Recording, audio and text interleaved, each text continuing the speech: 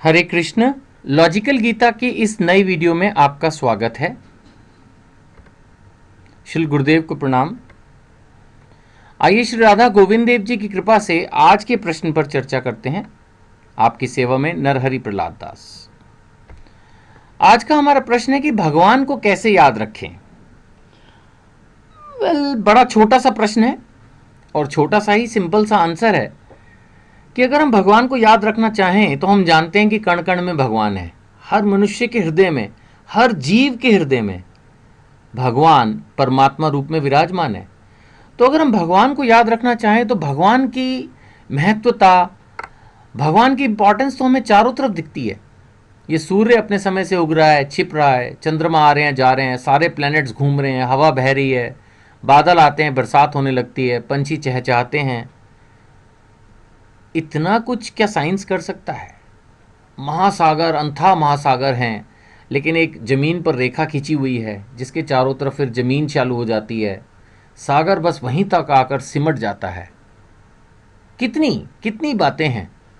इतना ऊंचा नारियल का वृक्ष है, वहाँ मीठा पानी उसमें भर जाता है। कौन सा ऐसा सिस्टम है?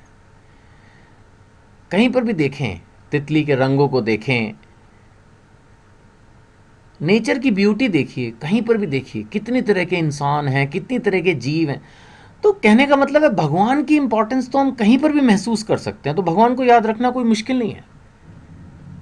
फिर भी अगर हम देखें तो भगवान ने भगवत गीता के एक श्लोक में कुछ बातें कही जो मैंने चुनी है। भगवान ने अनेक अनेक बातें कही, उसमें से इस प्रश्न के उत्तर के लिए मैंने एक दो बातें चुनी हैं।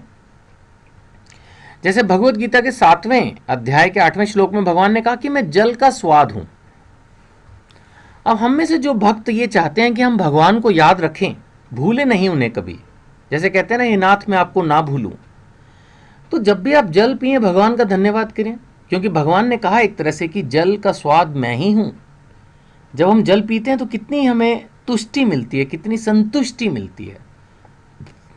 तो इसका मतलब क्या है कि कहीं ना कहीं वो सेटिस्फैक्शन, वो कंप्लीटनेस, वो बॉडी को जो स्ट्रेंथ मिलती है, एक्टिवनेस मिलती है, वो ताजगी मिलती है पानी पी के, जल पी के, जल ग्रहण करके, वो कृष्ण है और उनका स्वाद का कोई कंपैरिजन नहीं है।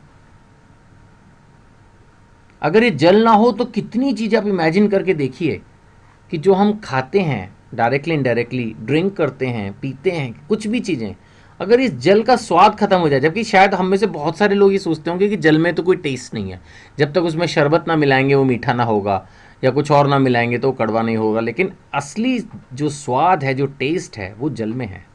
और भगवान ने कहा है कि मैं जल का स्वाद हूँ। तो जब भी आप जल पिएं, जल से बनी कोई चीज़ पिएं, तो आप भगवान को याद कर सकते हैं, उनको थैंक्स कर सकते हैं। This is how devotee thinks and remember Krishna. इसी तरह से भगवान ने कहा है मैं सूर्य तथा चंद्रमा का प्रकाश हूँ।